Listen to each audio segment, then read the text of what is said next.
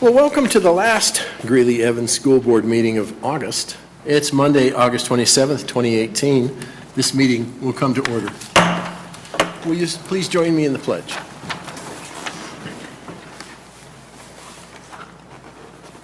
I pledge allegiance to the flag of the United States of America and to the republic for which it stands, one nation under God, indivisible, with liberty and justice for all.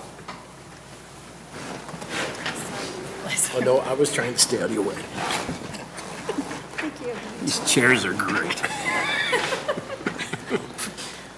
Roll call, Ms. Graham. Mr. DeWitt? Present. Mr. Hafley? Present. Mr. Lydia? Present. Mr. Matthews? Present. Ms. Pappas? Present. Dr. Richard? Present. Mrs. Solis? Present. 7 members present. Thank you, ma'am. Well, as many of you know, the three simplified key goals of the board are reflected in the terms engage, empower, and inspire. And I want to drag in a couple of examples representing each of those terms for the past couple of weeks. And the engagement aspect is having all of our schools full of our students and no floods and no other items of chaos to report. So that's certainly, we can't get much education done if we can't engage those students. And we are grateful and excited to have everyone in our buildings. Under empower, I think we've been cautious and careful to hire the right people for the jobs in the district, and we have worked as a board to make sure that they are hired and ready to go. And we have a few more people that we're putting on tonight, officially, potentially. And so that empowerment comes when those people engage our students in education. And I think that the hard work of the staff, the administration, everybody from nutrition helper to the administrators and teachers to the superintendent are part of the inspiration aspect of our 3 words, in that we have been graded by the state of Colorado. We got our report card, and indeed we are showing ourselves to be at the highest performance in years. Some of our schools which had never been at so-called performance at the higher level of state evaluation are now proud to say we did it. We will do it again tomorrow. And our goal is to make sure that all of our students are getting exactly what they deserve in their educational experience here. So we certainly have those 3 terms covered, and we're grateful to begin the new year. At this time, I have just one individual who's interested in speaking before the Board of Education. We have a 2-minute speaker limit, and normally the board doesn't respond to presentations by speakers, but it's an opportunity for us to hear from individuals in the region who would like to make a comment. So the only person that I have is Ms. Amber Johnson, talking about transportation or lack of transportation and bus routes. Please, Ms. Johnson, come forward and grab the microphone. Yes, please. Hello, my name is Amber Johnson, and I'm here tonight to implore you to bring back the school bus routes that have been cut. According to the 2015 Colorado Department of Labor statistics, 76,034 people lived in Weld County but worked elsewhere. I'm among the 76,034 people as I commute to Fort Collins for work 3 to 4 times a week. Because of this, I'm not able to take my kids to school on those mornings I need to work. Since the bus route in our area has been taken away, my husband has been forced to rearrange his work schedule to take the kids to school when he can, but he's not always able to do so. And when he does, it shortens the number of hours that he can work that day, thus affecting his income. We've been fortunate that the community has graciously voted in a much-needed MLO, which has provided many improvements to our school. But I am confused that busing is not one of these improvements. Taking away some of the bus routes has created a hardship for my family, and I know of many other families also affected. We depend on other means of getting our children to and from school. Children have to work to provide for their families. Parents have to work to provide for their families. And because of this, not all families are able to provide their own transportation to school. I purposely enrolled my older 2 children in our in-district high school so that they could ride the bus, only to have our route cut. Now I have to scramble to find transportation sometimes on a daily basis. And the stress of not knowing how I'm going to get my kids to school and back home is terrible at times. Also, because of fewer buses, the traffic around school at drop-off and pickup times is unbelievable. If you've not done so, I challenge all of you to drive around Greeley during the school drop-off and pickup hours and see the incredible number of cars on the road. The loss of the bus routes has increased the amount of time it takes to drop off and pick up kids, the amount of pollution in the air, the amount of stress and road rage people experience, and increases the risk of traffic accidents. School busing needs to be a priority. Show the community that District 6 cares that their children have safe transportation to and from school. Thank you for your time. Thank you, Ms. Johnson.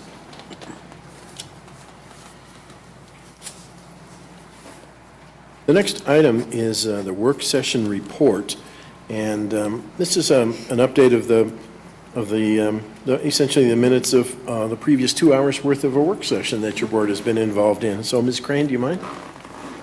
Board of Education President Roger DeWitt began the work session with comments and updates from board members and then proceeded to review the calendar of upcoming events and future agenda items. Susan Meek from the Colorado Association of School Boards presented factual information about Amendment 73, and the Board of Education discussed the possibility of approving a resolution in support of Amendment 73. That concluded the work session. Thank you. Dr. Pilch, it's the superintendent's report. Thank you, sir. Good evening. I want to start, you referenced our school performance frameworks and the Colorado rankings of our schools. So I want to start there, if I may, please. So we have much to celebrate here in District 6. We are seeing data that looks better than any data we have seen, I think, in years. And those of you who've been serving on this board for longer than I've been serving as superintendent can attest to that. We, here in Colorado, have what is called a school performance framework rating system and a district performance framework rating system. And as a result of that system, lots of data goes into that, from the Colorado measures of academic success testing, growth data, as well as achievement data is a part of this. Our local assessments are part of the framework, our graduation rates, our PSAT and SAT, our persistence to post-secondary workforce readiness, so that's college entrance and pursuing college after high school, as well as counting students who have industry certificates. So it's a complex formula, but at the end of the day, what's important for folks to know is that the district's rating continues to tick up. It is a higher rating than it has been in past years. We are rated as an improvement school district, which means we're in the second to the highest ranking in the state that can be earned for a school district. The really good news in the data, though, is the data from our individual schools. So I want to just share a little bit of that data with you. We have more schools at the highest ranking, which is performance. We call these green schools, the schools that are at the performance rating, and they get a green rating. And then the second rating is improvement plan rating, which are yellow schools. And that means these schools are improving and getting better all the time, but they haven't quite hit the performance level yet. And then the two areas that District 6 has worked and struggled the most with have been the priority improvement plan area and the turnaround improvement plan area. And as our Board of Education knows, priority improvement plans and turnaround area both cause schools to be on what is called the accountability clock, which means we have 5 years to improve that school, or we go before the State Board of Education with a plan, and the State Board can actually rule to refuse our plan. They could actually take over a school if they chose to, or recommend someone else to take over a school. So we have been before the State Board each of the past 3 years I have been here as superintendent with schools that were on the clock. And I'm proud to say that in every one of those cases, every one of those schools have come off the clock. And Thank you. Yes. Those schools have done the work that they promised the State Board of Education that they would do when they went before the State Board. And they've done the work that they promised you all as our Board of Education that they would do it. And I'm just so proud of those schools who have come off the clock. And I want to name a few of those and talk. I want to name them all, and then I want to talk a little bit more about the other schools that are steadily improving here in the district. So first and foremost, I want to recognize Centennial Elementary School, who did not go before the state board yet, but they would have had to go before the state board this year. They were entering their 5th year on the accountability clock, and they have moved to a performance school, which is, again, that green rating, the highest rating we can get at Centennial Elementary School. And then I want to recognize Billy Martinez Elementary School, just up the road here from us. Billy Martinez had been on the clock for 7 years, and there was a pause year in there, so we were given a little bit of a break from the state. But Billy Martinez has moved from being a priority improvement school to a performance school, also a green school. So we are changing the story for the young children at both Centennial Elementary and Billy Martinez Elementary. And then I want to recognize Prairie Heights Middle School. As you all know, Prairie Heights was the previous John Evans and had seen 7 years of priority improvement and turnaround status and of being on the accountability clock. And Prairie Heights went before the state board last year with their innovation plan, as did Billy Martinez.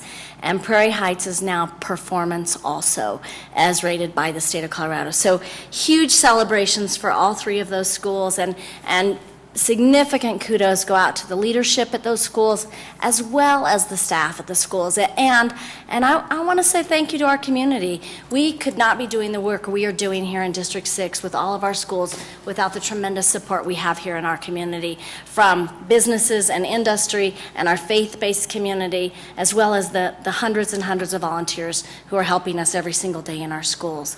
So just to recap a little bit more in here, when you look at all of our 26 schools, 18 of our schools maintained their rating of improvement or performance, so did not drop to priority improvement or turnaround. Of those schools, 16 of our schools are performance schools, the highest number of performance schools we've ever had since this rating came in effect here in the state of Colorado. And only 1 school hits turnaround status, and 2 schools at priority improvement. And all the rest of our schools are at improvement, which means they're headed in the right direction. And I'm confident they will be at performance very soon. I want to talk for just a minute more about the schools that are at turnaround and priority improvement. When I came to the district 4 years ago, I'll tell you, our communications director said to me, "You really had no idea what you were getting into, did you?" And naively so, I really believed that with the right work of the strategic plan that you all have set forth as a Board of Education, and really working with our leadership team here at the district level, with the leadership at the buildings, and empowering teachers and leaders to do very specific, very intense work, that we would begin to turn this around. And 4 years ago, we had 10 schools that were in turnaround or priority improvement, and today we have 3. That's a huge success. Now, we need to have 0. Our work is not done. We need to have 0 schools in turnaround or priority improvement, and we're going to get there. So one of those schools in turnaround is our new little, and it is little school, Fred Chartis School. And I know that Mr. Tuttle, our assistant soup of elementary and Kate's, was already over there today working with them and beginning to develop their plan to address their shortcomings. And a big piece of what we're seeing at Fred Chartis is there's so few students there, and so few students who were in public school last year that we don't have comparison data to show growth for those students from one year to the next. And so, but the small schools all over the state of Colorado are facing the same formula for their school performance framework as what Fred Chartis is. Another school that is on priority improvement is Meeker Elementary, and I know that doesn't surprise any of you all, knowing what Meeker went through last year with the flood and the displacement. And we were dealing all year long with trying to get classrooms to work and lunch to work and transportation to work, and that's a huge distraction from the really important work that needs to occur every single day around pushing kids up and ensuring that students are growing and achieving. And we began some work with Meeker in early August with their whole staff to really look at their vision and values and beliefs, and the work that will need to occur there in order to move them out of priority improvement. I have to be really upfront about this. We were not surprised at all by Meeker remaining in priority improvement, which they had been the previous year, because we knew what they'd been up against all year long. But we do expect them to make a change, and we do expect them to come out of priority improvement, and we're going to work really hard with them to make that happen. And then finally, Salida del Sol, our K-8 charter that we most recently opened 4 years ago, they've gone back to priority improvement again. And as you all recall, they had no rating their first year. Then they hit turnaround status, and then they came up to improvement last year, and now they've returned back to priority improvement. And so, we will be reaching out to them and working closely with them to develop a plan to address the needs of the children at Salida del Sol. I have to be honest, board members, that the achievement at Salida del Sol is saddening, and it hurts my heart to see the lowest achievement in our district is in one of our newest schools for K-8 children. And we have an obligation to ensure that all of our children are educated, whether they are in a district charter school or a typical district school. And so we have some work to do here, and I'm hopeful that Salida del Sol and their board will join us in that work, and that we'll be able to develop a plan together to ensure that all of the children in our public school system here in District 6 are getting a strong education. So with that, overall, congratulations, Board of Education. Congratulations to our children and our parents and our community for these magnificent performance results. I was asked the question today by a reporter at the Chamber, could I see the work of the mill levy override in this data? And I sure hope I can. I know we began, as soon as dollars started coming in this winter, we began after-school programming and Saturday programming at our schools. And I think we will only continue to see student achievement increase. So lots of great news there in terms of school performance. Have I talked enough yet? No, carry on. I just want to congratulate everyone on a great start to school. We had a very smooth start this first week of school with over 23,000 students coming to our District 6 schools. So lots of excitement there with all the students who are coming in. Every school that I was in this past week just kept saying, I'm enrolling more kids, I'm enrolling more kids. So lots of children here, and we continue to be a growing school district, which means we're going to have some pretty significant needs around facilities in the future. There's no question in my mind about that as we're beginning to tip up in class size as well as building size. We do have some pretty big class sizes around the district, a few at elementary and certainly some at the high school level. The reality is we don't have much left for classrooms to put them in. So we added portable classrooms at Greeley West High School, and I'm hearing that class sizes continue to be very large at Greeley West.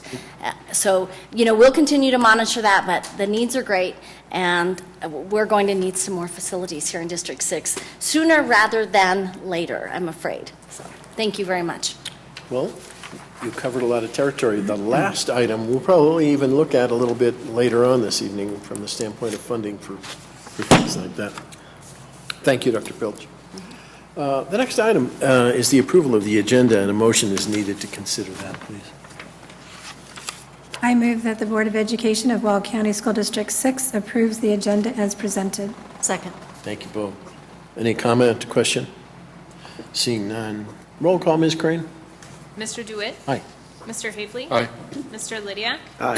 Mr. Matthews? Aye. Ms. Pappas? Aye. Dr. Richard? Aye. Mrs. Solis? Aye. Motion carries 7-0. Thank you, ma'am. Next item is the consent agenda, and to consider the consent agenda, a motion must be offered. I move that the Board of Education of Weld County School District 6 approves items as presented on the consent agenda and authorizes the officers to sign any and all contracts. Second. Thank you both.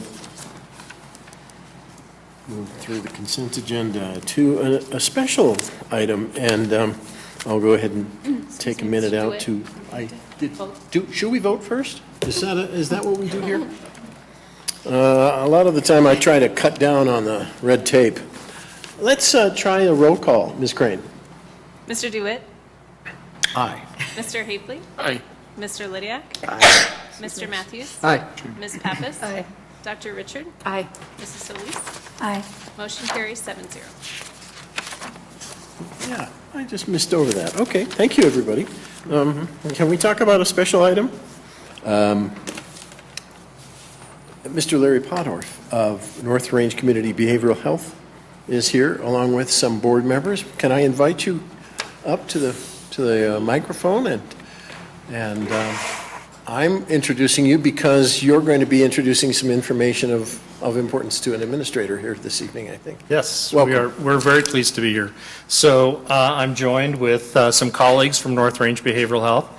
So Becky Weipert is our program director over our outpatient child and family. Also, the school-based services are under her purview. And we have board members Chalice Springfield and Jim Reesberg joining us tonight. And thank you very much for inviting us.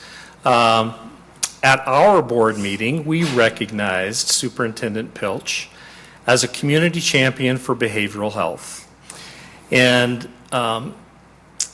let me just say that it's my privilege to be here and represent North Range and our board of directors for this award. This is something that we established a few years ago because we recognize that one of the biggest barriers, perhaps the biggest barrier that we face in helping people with behavioral health, mental health, and substance use disorders is the issue of stigma.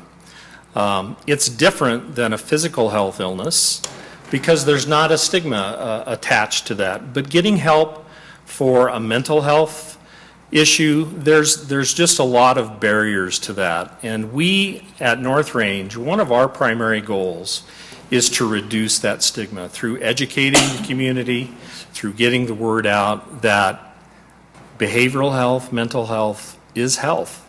It's no different than a physical health illness. It's a disease, and it's something that can be treated. And so we look around the community for people who will join us in that cause. And we didn't have to look very far for Superintendent Pilch because she is absolutely a champion for this, and the beneficiaries of that are the students in our district, the parents and the families in our district, I would say the teachers and the counselors, and I have to give so much credit to Becky on our side and has worked tremendously with the District 6 staff. We're in 27 schools. We're in 27 schools, and the model is so successful that now people are coming to us and saying, can you do that in our school district? We now have counselors in Windsor. We've received a grant from El Pomar to do it in Fort Lupton. And it's really the model that has been developed with Becky and the district staff. But without Dr. Pilch's leadership and understanding and commitment to the importance of this, we wouldn't be where we are today. So it is just an absolute picture of overall health where students, even young kids, really need that intervention, and what better place to receive that than in the school. So for that and so many reasons, we wanted to honor Superintendent Pilch as a community champion for behavioral health, and so we're pleased to be here tonight to do that. So we have a plaque for her.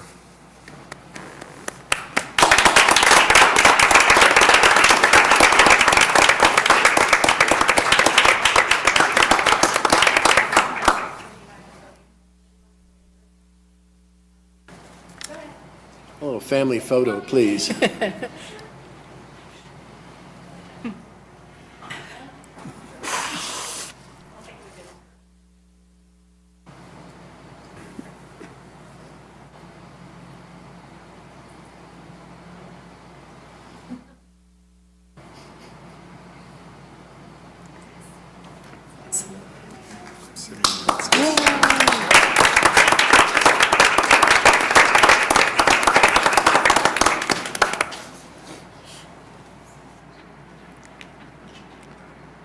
Thanks very much, everyone.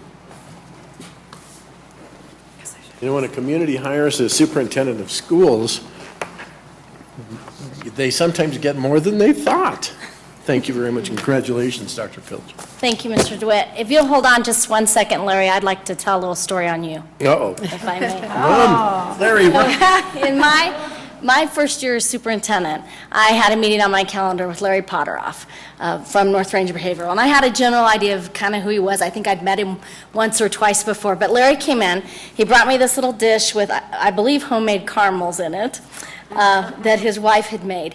And he was wishing me a happy holiday. And then he said, you know, this partnership is so important to us at North Range, and the mental health of your students in your district are so important to us that I want to do anything and everything we can to support you. I want to do whatever it is you need us to do to support the mental health of the children in this school district. And, you know, I have remembered that meeting, Larry, and that is the kind of support we get here in District 6. And to have this partnership with North Range and to be able to do the work that we do here and the way that we do it for children in partnership with them is really, really remarkable. And my greatest hope is that we'll soon have additional resources in District 6 so we can continue to partner even more with you all. So thank you so much, all of you. Thank you, and I'll pass that on to my wife because her caramels are world famous. I can see why. Sign me up. Good evening. Thank you. Well, the next item is community and staff feedback on district needs. Dr. Pilch. Thank you. Well, I tried to get staff to lead this, and my staff have no compunction about being just totally straightforward with me and said, no, Deirdre, I think this needs to be you who leads this discussion. So I'm not going to go to the podium. I'm going to stay right here, and Ms. Myers is going to bring up the slides, and I'm going to walk you through the information that we have here before you. So what we have tonight, I know that you're going to have a conversation tonight about the possibility of approving or not approving a resolution for Amendment 73, which would be the funding for the statewide funding model. We wanted to provide you some information from our community and our staff, the feedback that we have been given really over the last 3 years about the needs here in District 6 and what those priorities are. So just to kind of walk you back down memory lane, we had that 2016 mill levy override that failed, and we did polling prior to that mill levy override. So that was roughly at the end of my first year in the district, the start of my second year. And then in 2017, we did polling again as we prepared for another attempt at that mill levy override. And then over the last 3 years, we've gotten feedback annually from our District Accountability Committee on their priorities and what they see as the greatest needs in the district. Feedback from our district leadership team, which is all of our administrators here in the district. And then we just recently completed a community survey on District 6 needs here over the summer. I'll also just remind you that we've had the Citizens Advisory Committee that helped us to shape our mill levy overrides, both the failed one and the successful one. And so lots of input from those 40 or so community members also in terms of informing this data. So some of the themes that came out of this data, of course, are an interest in lowering class size and hiring additional teachers to enhance the co-teaching or to have more teachers in an individual classroom. I want to be honest about lowering class size, that as much as I think that is certainly a worthwhile goal and that we should try to do that, we are short classrooms to be able to dramatically lower class size across the district. So I'm hopeful that if we choose this as a priority going forward, that we can at least increase the number of teachers who serve students by having more co-teaching opportunities for children. And then expanding job training opportunities and workforce readiness for our students continues to be a high level of interest in the area of student learning and achievement. So this is, all of the career pathways work we're doing, the concurrent enrollment work we're doing, the building out of the new advanced manufacturing program that we're starting at Greeley Central. There's a desire for us to do more of that across the district. I rarely ever give a presentation on District 6 when I'm not asked about career and technical education opportunities, or what we all called it back when I was in school, vocational education opportunities. And that's really what this piece is about. And then in our area of climate and culture, in our goals, Again, enhancing safety and security is polling high by adding personnel, utilizing increased technology, and addressing some of the structural needs. And by structural needs, those are things like restructuring those front entries of our schools so that we have safe entries for entry into the school, where, like we've just done at Meeker Elementary School, where you have to come through the office rather than walking directly into a school. That remains of high interest to most of the groups that we have gathered input from. And then supporting the social and emotional needs for students at all levels. And as Mr. Potteroff and his team today talked about the importance of supporting the whole child around social and emotional, this continues to be of high interest in our community. I would also suggest that I think it's even gotten more of a heightened interest due to recent school violence incidents last year, as well as some very unfortunate suicides here in our own community. And then under operational and organizational effectiveness, polling high is hire and retain quality staff so that we have the best teachers, administrators, and other employees working with our children. This is the talent piece of the needs here in the district, that we've got to make sure that we remain competitive with other school districts, not only in the Front Range area, but really nationally. There's a national teacher shortage, and it seems that as we have fewer teachers, we have fewer administrators, because where do we get administrators? We get them from the teacher ranks as they grow up into administration. And then, of course, always a need here in District 6 is to hire and retain and really take care of our hourly employees here in the district. And then finally, under operational and organizational effectiveness, to begin to build a comprehensive plan that addresses deferred maintenance and deficiencies at our facilities throughout the school district. So, this is probably close to $500 million in needs.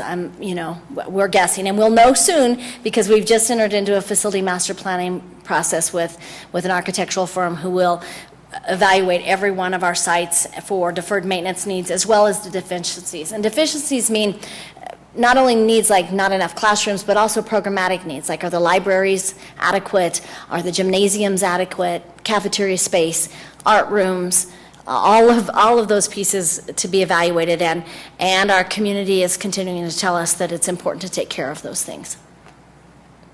All right, so that's kind of how the information is coming back, and I would suggest that of all the areas here, that these would be adequate areas for us to begin to look at if we do choose to go forward with a future ballot measure of any type as a district, or if we choose to support Amendment 73, the statewide ballot measure for public education, that these are the areas in which I would suggest that we focus our dollars as we get new dollars. What questions do you all have?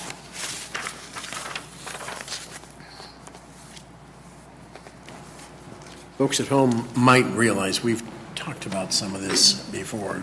Ms. Beckles. Not a question, but I just want to reinforce the fact that I'm so appreciative. I think we all are so appreciative of the amount of input that our community members have been able to give in this, and the fact that you have gone to so many different groups of people just to keep that focus area.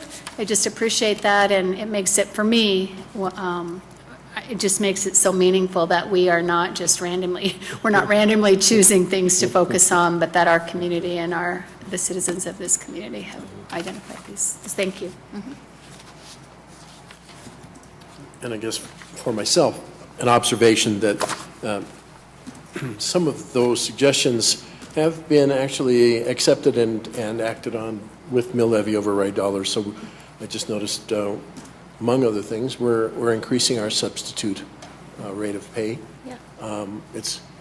Don't guarantee this for very long, but for right now, we are slightly ahead of others in the near region because our substitutes, we want them to be the best, and we want them to feel tied in with the district. And I know that you did a special training with substitutes. This is all a component of saying we need to do these things that we would never have been able to do before. So some of these suggestions on the community needs list, we've actually already begun work on because we can right now.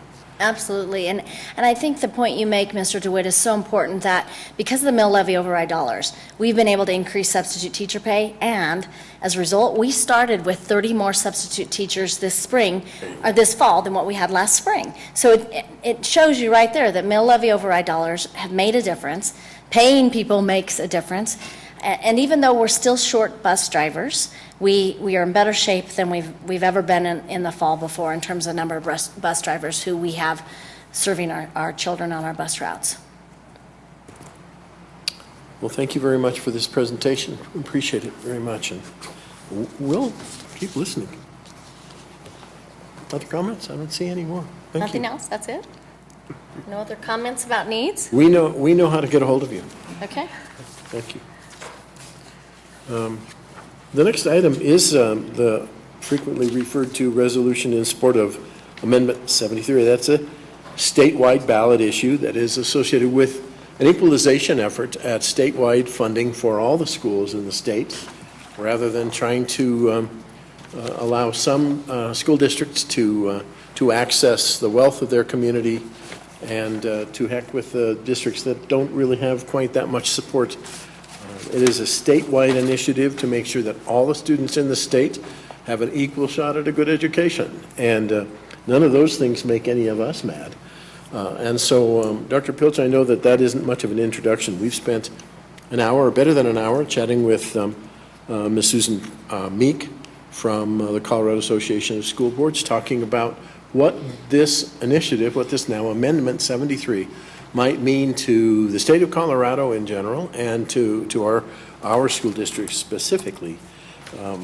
We do have a copy of the resolution to be presented tonight, but before we get to that, maybe something in English. Dr. Pilch, you might want to just briefly 3x5 card it for us. Okay, thank you, Mr. DeWitt. So Amendment 73, it was Initiative 93, and I think many of our community members will recall that there was a significant signature collection effort to get signatures on petitions so that this could be on the ballot. And as a result, this is on the ballot as Amendment 73.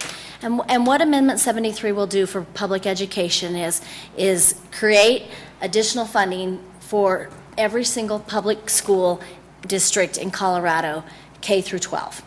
And for District 6, what it would mean is an additional about $38 million annually for District 6. So to give you folks an idea of what $38 million means within our budget, our total budget is about $240 million. So $36 million would be a significant uplift for us. The dollars are intended to directly impact student achievement, students who have more needs, so students who qualify for gifted and talented English language learning, students who are considered at risk, which is defined in this new formula as a student who qualifies for free or reduced lunch. And it would fully fund full-day kindergarten, and there would also be additional funding for preschool. The way that the funding works is it is an incremental income tax based on the federal income earning level. And because the tax does not kick in until you earn after deductions, over $150,000 annually after deductions, then the tax kicks in on the amount that you earn over that $150,000 after deductions at the federal income tax level. Because it doesn't kick in until then, and it kicks in at a fairly low percentage, and then it goes up in percent as income goes up, and the tax becomes greater for those who are the wealthiest and for the largest corporations in Colorado. But in Weld County, 96% of our residents would not pay this tax. 96%. So only 4% of all of Weld County residents would ever pay this tax. Now, there are some folks who would say, well, isn't that going to drive away the highest income earners? And so the folks who oppose this would say, won't that drive away the highest income earners and the largest corporations? And I think that's an important piece and an important conversation to be had. The measure does impose that greater tax on C corporations, but it actually decreases the tax on small businesses, farmers, and ranchers. So there's actually a tax win in here for our small business owners and our farmers and ranchers in our community. So it's, it's a, how the tax works is a bit complex, but if the board chooses tonight to pass this resolution, we will right away put up a website page with factual information that describes this, and in that will also be a tax calculator. So the folks who have designed this have created a tax calculator where you can go in and you put in your income, you put in your home value, and it actually calculates the tax for you that you would pay if this does pass on the November ballot. Because it is a constitutional amendment, it does require a 55% yes vote. Now, right now in Colorado, there's a strong sentiment for public education, a lot of support, and people seem to have a pretty good understanding of the significant need, especially around the need to hire quality teachers and other staff, and to ensure safe and secure schools. Those continue to be very high needs throughout the state. And it will take 55% of those folks who see those needs as important to pass this. So what we are asking the board to consider tonight is to consider this resolution that would say you do support Amendment 73. And if you do pass that resolution, then what will happen next is staff and I will go to work and begin to prepare for you how we might spend the money in relation to the needs that I spoke about just earlier. So I want to just touch on that for a moment, if I may, Mr. DeWitt, Please. and then I'm about done talking, I promise. Well, this was a note card version. Is that what you asked for? It is, but it's a big note card. See, it is a big note card. So that, when I look at the needs that came up, some of those needs are the same needs that came up and that we're taking care of with the mill levy override. But as you all recall, we did not invest in teacher salaries or or any other than our hourly employees. So no teacher or administrator salaries in the mill levy override because the mill levy override sunsets. And we just couldn't see ourselves getting to that cliff if we had invested in more teachers, and then you get to the end of the mill levy override and you had to cut teachers. So we did not invest in that with the mill levy override. We did invest in safety and security with cameras at the high schools and cameras at the middle schools. But we've added 3 security personnel, 1 at each high school, which has allowed us to have a front desk at each of the 3 high schools, a desk that folks are stopping at as they come into the building.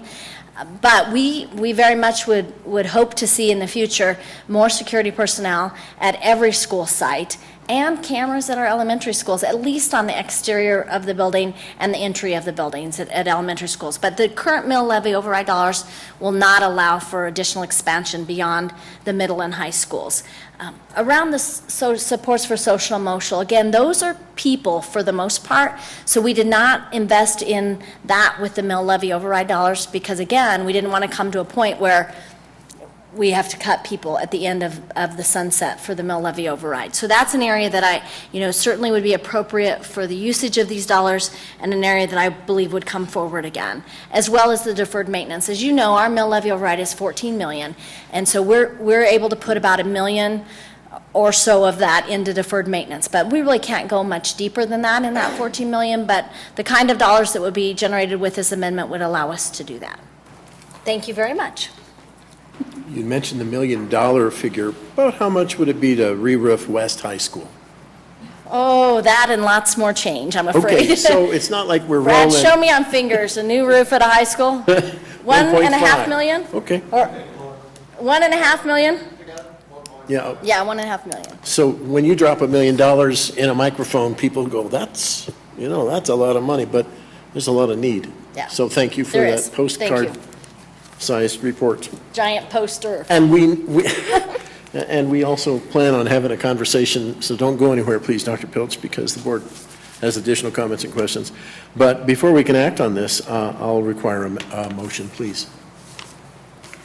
I move that the Board of Education of Weld County School District 6 adopts the resolution in support of Amendment 73 as presented.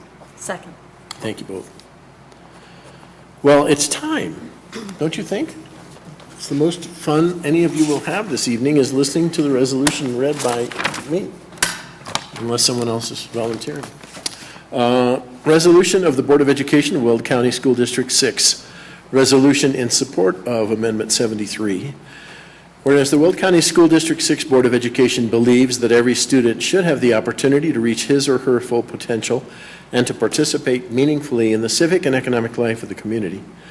And whereas the Colorado Way of Life provides every student the chance to succeed regardless of their zip code or their learning needs. And whereas quality public education develops a competitive workforce that will drive a vibrant Colorado economy for decades to come. And whereas Colorado is experiencing a teacher shortage crisis, and many teachers in rural districts do not make enough salary to meet the cost of living. And whereas Colorado's investment in education is lagging behind other states, Colorado ranks 48th nationally in personal income invested in education.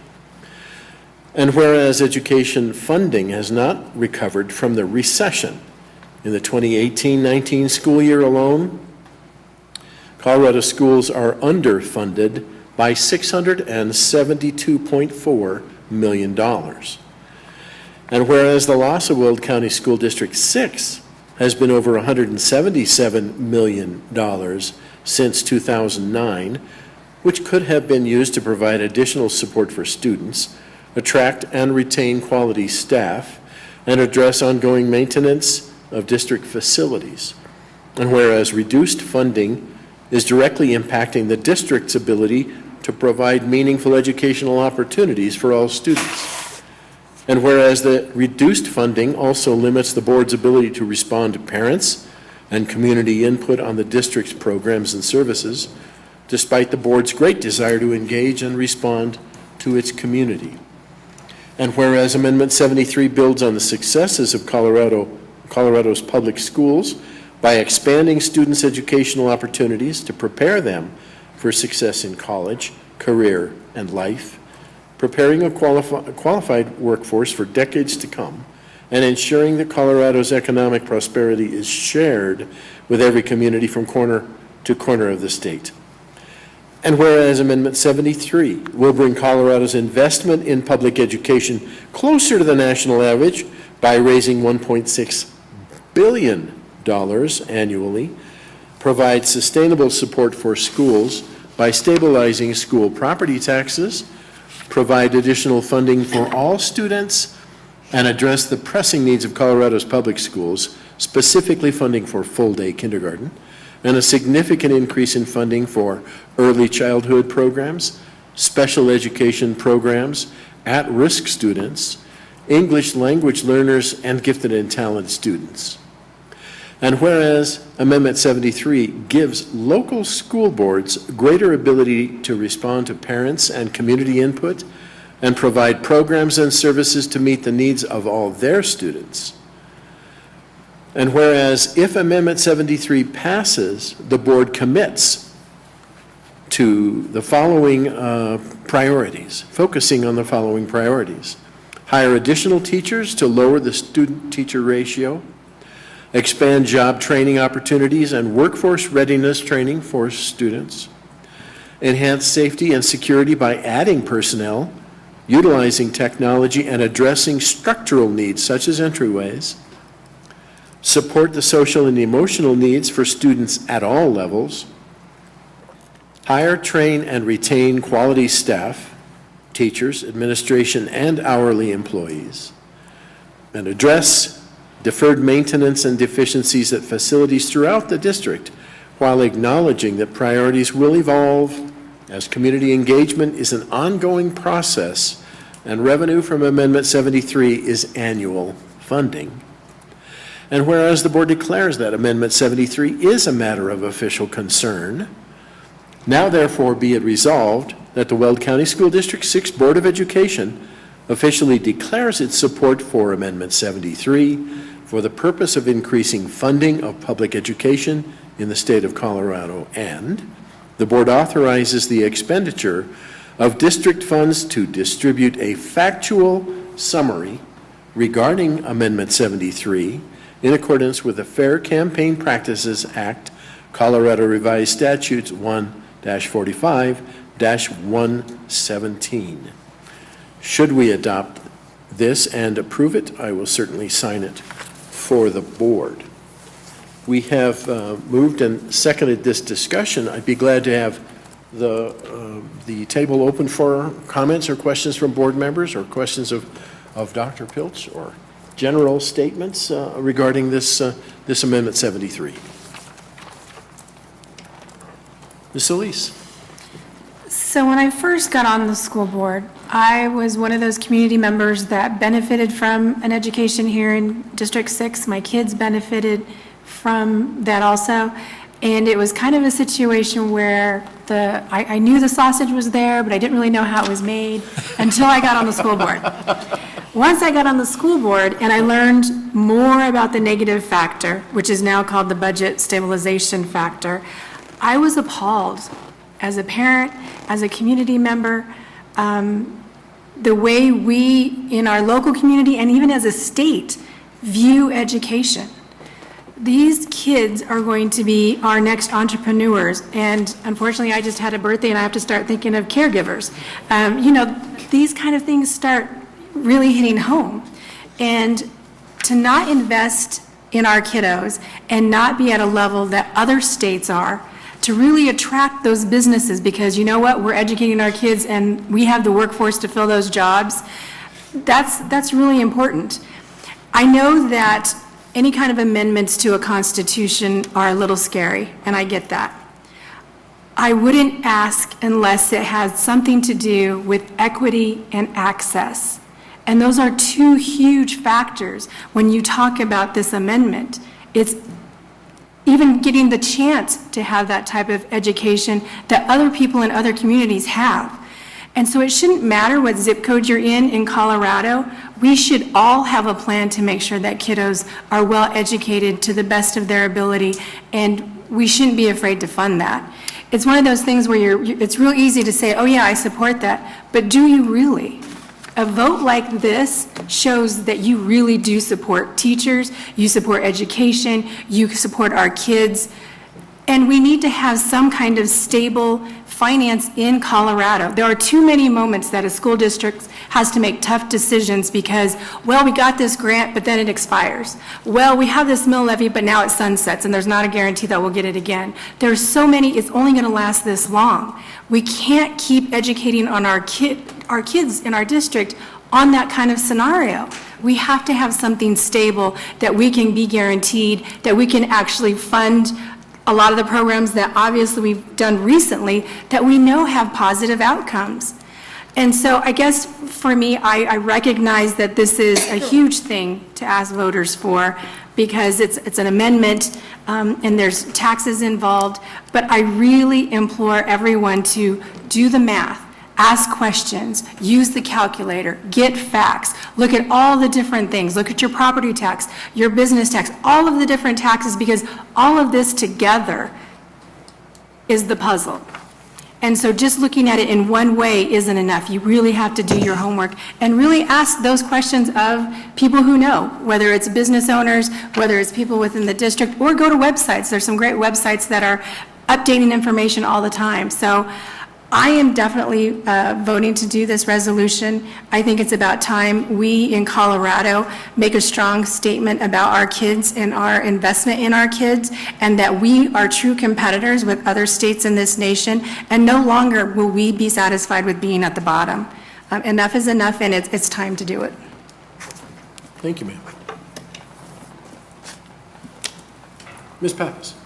Well, I agree with everything that Rhonda said, and couldn't say it any better. But I, too, will be supporting this resolution. And to use Dr. Pilch's words that you used earlier, passing this amendment will change the story of young people across the state of Colorado.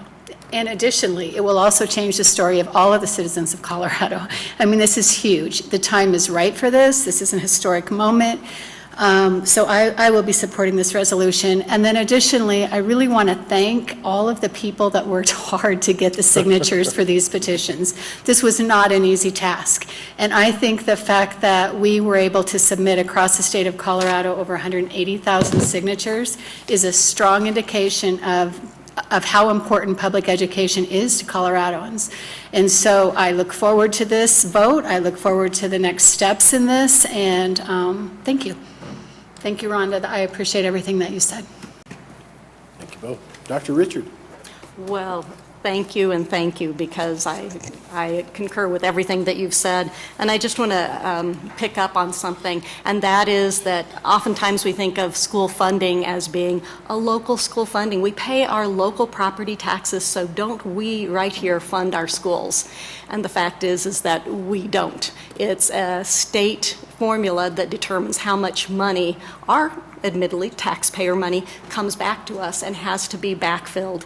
And so one of the things also that I appreciate about this is that it looks at that state funding formula and makes it much more equitable. And our students will definitely benefit in that, since the allocations will really focus on the needs of our students. But they've also made sure that we have local control here in the school district. And so we know what our students need. And we've already seen the impact of the $14 million from the mill levy override and what that can do for students. And I look forward to what $38 million annually could provide for our students, the opportunities that they can have through this statewide ballot measure. Thank you, ma'am. Mr. Lydiak, please. Yes, thanks. Besides, agreeing with everything else that everyone has put forward, and obviously the big win that our students, would see and benefit from this amendment passing, I reflect on my previous years on the Chamber of Commerce, and especially as a small business owner, I wanted to just, bring up the fact that this is a real significant benefit to our small business owners. I mean, reducing the property taxes down to 5% from sharing the burden that's about 3 to 4 times personal property taxes. It will really greatly help and probably even be an economic boost to our small businesses. And then there's concerns about the impact on large employers. I know working through economic development groups, you're always looking to attract those big employers, and they're looking for places that, young entrepreneurial or families or leaders, want to live.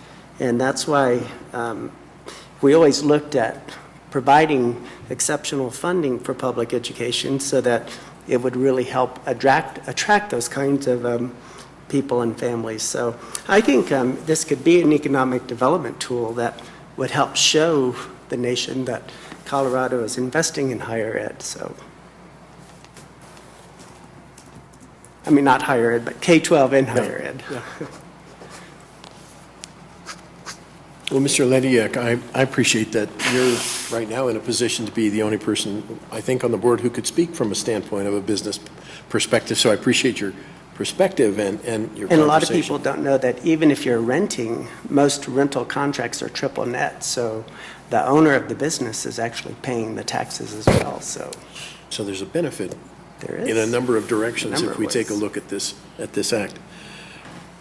If we were in Aspen or Cherry Creek, we would have different kinds of things available to our students in our schools than we have available in District 6. And if we're in Aspen and Cherry Creek, maybe that would feel okay. But being on the other end of the zip code, there's an unfairness there that is resolved through this amendment. The fact that we were able to get a large number of signatures in really the first required large signature effort under the new laws associated with making these changes is significant. It's important. It suggests that we have the opportunity to capitalize on those people who were willing to sign for this event, for this amendment, and also get them to vote. When I was chatting with people, and I apologize now for those phone calls I made to people talking about the mill levy override, several of them during the mill levy override effort would say, well, why don't you guys find some other way of doing this? And of course, many of the things that school boards can't do, that is one of the things. School boards can't just say, well, we're going to charge students to graduate. or we're going to come up with some scheme to increase our income. This is a resolution at the level of that conversation that I had with several people when the mill levy override campaign was being produced. We saw teacher demonstrations across the country indicating that we've reached a crisis point, and we see teacher programs and the interest in young people in becoming teachers start to wane. And these are things that a school district has to panic with. And so in all of these ways, as a board member, I absolutely have to say our values are met by accepting and supporting this amendment, and I'll certainly be in support of it also. Mr. Matthews. I too support it. I don't know that there's a time where education, K-12 education, has been more critical. I think back to when I went to school, and really all I needed was a diploma, just something to, it really was. That was all I needed to get to college. And I look at my kids, and they need so much more from this district, because college has become unaffordable. It really has. Without loans, you can't afford college. The state used to pay 60% of college cost in 2000. Today they pay 20. I don't need this district just to provide my kids with, a diploma. I need actual college credit, which we provide. My son started high school with 3 hours of college credit, which is amazing. And I'm proud of him, but just that opportunity, the opportunities that we have in this district with Ames, with UNC, but without greater funding, we can't continue to do that for all of our kids with concurrent enrollment. We need that money. We need the money for my kids that maybe don't go to college. I mean, we need those manufacturing pathways, because they're not only is college unaffordable, there are no more jobs for people that don't have skills. So we're the one shot that these kids have, one way or the other. We've either got to get them ready enough and with enough credit so that college is attainable, or we've got to get them skills so that they can enter this workforce, and that too is at risk. You know, the simple fact is we're just underfunding education. This state is underfunding education, and you guys laugh every time we compare Colorado to Mississippi, and you'll notice I never laugh. Yeah. Because I've watched the economic devastation that underfunding education brings. I've watched the meatpacking plant move away. Quite literally, because that's the town I come from, and that's what happened. I know what happens when we don't fund this, and it's not just bad for our kids. It's bad for everybody. We know that we're entering a national teacher shortage. We know that Colorado is 50th when it comes to competitive teacher wages, 50th, meaning what they get paid versus what people with degrees, like skills, like education get paid, we're 50th. So if we're approaching a national teacher shortage in 5 years, and our teachers are at the bottom of that, I mean, it's really simple. This is about retaining teachers. It's not about just reducing classroom. This is about, in 5 years, keeping teachers in our classroom. We will not be competitive, either as a community or as a state.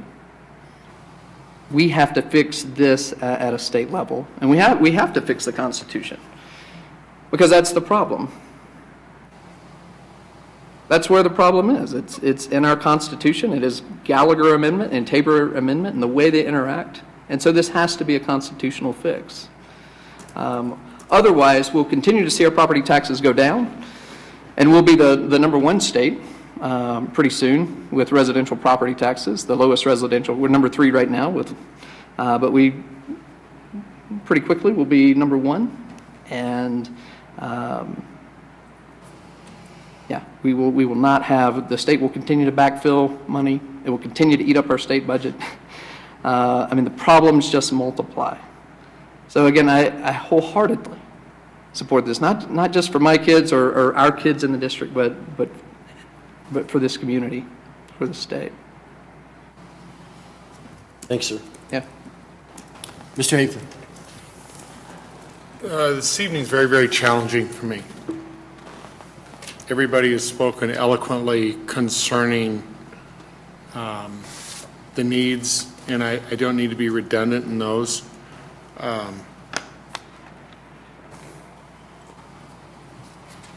But I struggle incredibly with the idea that it's an amendment.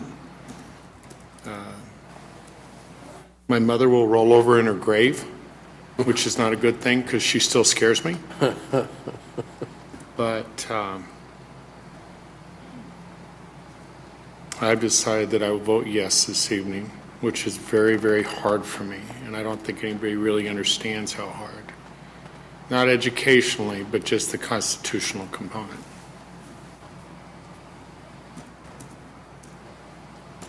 Thanks, sir. Last chance for a last thought. It sounds, Dr. Pilch, like your board's about ready to be in on this action on the amendment 73, but let's find out with a roll call, please. Ms. Crane? Mr. DeWitt? Aye. Mr. Haefley? Aye. Mr. Lydiak? Aye. Mr. Matthews? Aye. Ms. Pappas? Aye. Dr. Richard? Aye. Mrs. Solis? Aye. Motion carries 7-0. Somebody take a photograph. This is a big moment. Congratulations and thank you.